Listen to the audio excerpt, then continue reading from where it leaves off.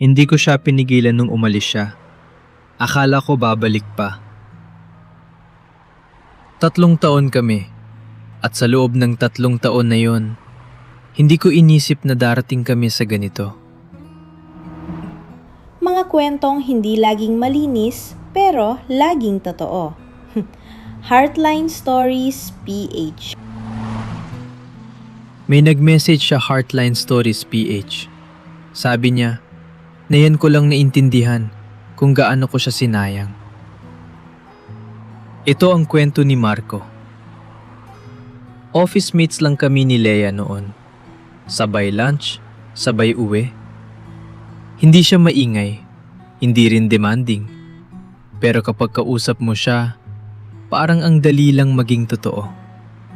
Yung tipong kahit pagod ka, gumagaan pakiramdam mo kapag nandyan siya.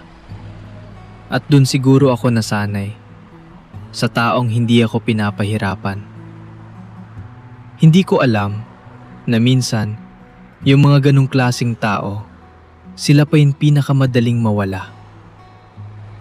Naalala ko pa yung isang gabi. Late kami sa office. Kami na lang naiwan. Pagod na pagod ako noon. Halos gusto ko nang sumuko. Lumapit siya. May dala siyang cup noodles. "Huwag ka muna sumuko. Tapos na yung araw na to. Bukas ulit." Hindi siya mahilig sa malalaking salita. Pero bawat sinasabi niya, ramdam mo. Habang nagsasalita ako, nakatingin lang siya sa akin. Parang naniniwala siya sa lahat. Hindi ko alam noon na bihira palang makahanap ng taong ganun. Nagbago lahat nung nagsimula akong ma-promote. Lumaki mundo ko. Mas maraming tao. Mas maraming options. At habang ako palayo, si Lea nananatili lang. Hindi siya nagbago. Ako yung nagiba. Mas naging busy ako. Mas madalas akong wala. May mga gabi na gusto niya mag-usap. Pero ako, pagod na. May mga pagkakataon na nakikita ko siyang tahimik lang. Parang may gustong sabihin. Pero pinipili na lang manahimik. Hindi ko pinansin. Hanggang sa dumating yung point na hindi na siya yung una kong iniisip.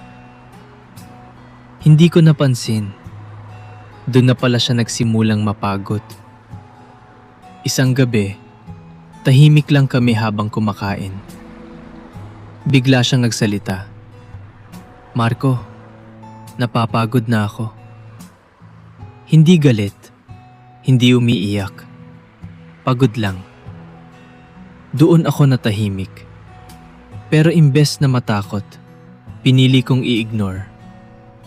Sabi ko, "Ilipas din to." Umiling siya. Hindi trabaho yung tinutukoy ko. Alam kong seryoso siya. Pero mas pinili kong hindi intindihin. Ilang linggo pa, hanggang sa sinabi niya ulit, parang hindi na tayo pareho ng direksyon. Tahimik lang ako. May parte sa akin na gustong ipaglaban siya. Pero may parte rin na handa na siyang pakawalan. Kaya ang nasabi ko lang, kung yan yung nararamdaman mo, siguro kailangan nga natin ng space. Nakita ko yung lungkot sa mata niya.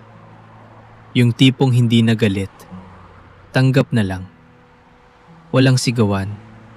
Walang drama. Doon lang talaga natapos. Pagkatapos nun, unti-unti kaming nawala. Hanggang sa naging strangers. Sa una, okay lang. Busy ako. Maraming bagong tao. Akala ko tama yung desisyon ko.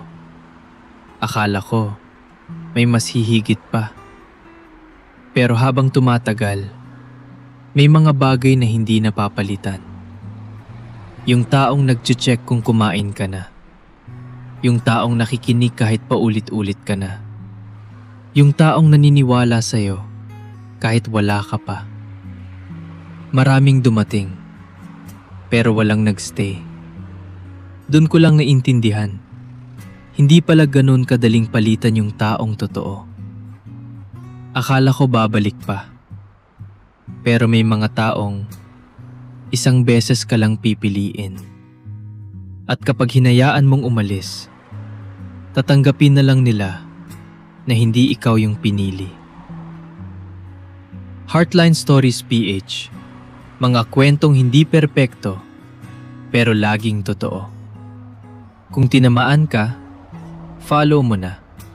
Hindi pa to yung huli.